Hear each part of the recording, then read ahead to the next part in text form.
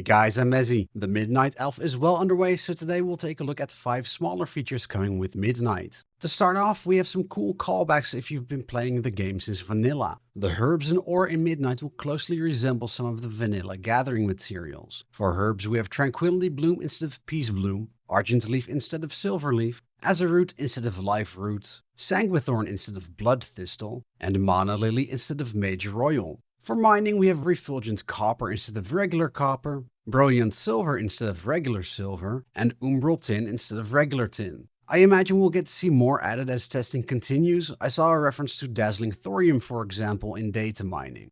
Up next, the changes to nameplates are testable with more customization options. One of the changes is that you can have the UI highlight important spells that absolutely must be interrupted. Personally, I think there's not enough of a difference yet with the highlights to make it stand out, but it's a start and it can be improved upon. And please remember, just because the game doesn't highlight it in Midnight, it doesn't mean that you shouldn't interrupt the other interruptible casts.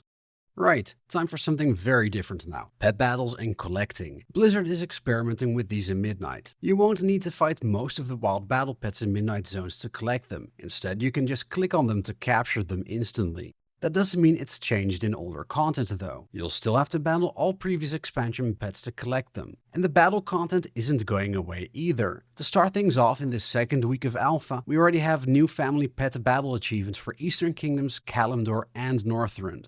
On to number 4, let's circle back to professions for a moment. Artisan's Acquity is changing for Midnight. Instead of just a copy-paste of the same reagent/currency with a different name for the third expansion in a row, it's being changed slightly in Midnight. In Midnight, the new Artisan's Moxie is replacing Acquity. First off, this will be a currency in your currency tab, so it won't take up a slot in your reagents bag anymore. Secondly, and more importantly, each profession will get their own Moxie currency. So you'll have Artisan Miner's Moxie, Artisan Tailor's Moxie, etc. This means that you won't be able to earn Acquity with other professions anymore to more quickly gain the currency needed for crafting profession equipment and buying recipes. You'll need Moxie earned through engineering to buy engineering recipes.